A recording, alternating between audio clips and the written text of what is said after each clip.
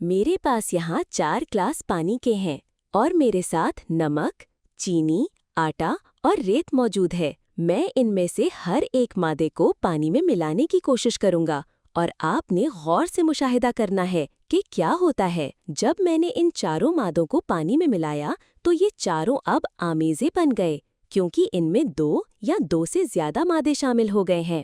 پہلے گلاس میں نمک اور پانی ہے، دوسرے میں چینی اور پانی، تیسرے میں آٹا اور پانی اور چوتھے میں ریت اور پانی۔ بظاہر تو یہ سب آمیزے ہیں، لیکن اگر غور سے دیکھیں تو آپ کو فرق محسوس ہوگا۔ ہر آمیزہ ایک جیسا نظر نہیں آ رہا۔ آئیں پہلے نمک اور پانی والے آمیزے کو دیکھتے ہیں۔ کیا ہمیں نمک نظر آ رہا ہے؟ نہیں، کیونکہ وہ مکمل طور پر پانی میں حل ہو گیا ہے۔ اب دوسرے گلاس کو دیکھتے ہیں جس میں چینی اور پانی ہے۔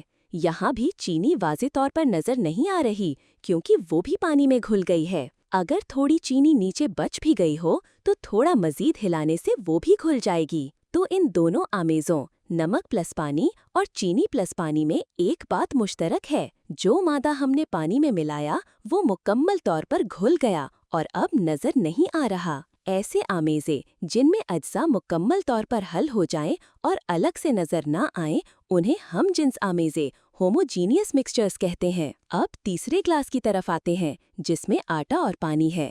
یہاں ہم صاف دیکھ سکتے ہیں کہ آٹا مکمل طور پر پانی میں حل نہیں ہوا بلکہ وہ نیچے بیٹھ گیا ہے اور واضح طور پر نظر آ رہا ہے۔ چوتھے گلاس میں بھی یہی صورتحال ہے، ریت پانی میں حل نہیں ہوئی اور گلاس کے نچلے حصے میں جمع ہو گئی ہے۔ ایسے آمیزے جن میں شامل مادے مکمل طور پر نہ گھلیں اور جنہیں آسانی سے دیکھا جا سکے انہیں مختلف الجنس آمیزے ہیٹروجینئس مکسچرز کہتے ہیں۔ ایسے ہم جنس اور مختلف الجنس آمیزوں کی کئی اور مثالیں بھی ہمارے ارد گرد موجود ہیں۔ کیوں نہ آپ بھی اپنے آس پاس نظر دوڑائیں اور دیکھیں کہ کون سے آمیزے ہوموجینئس ہیں اور کون سے ہیٹروجینئس۔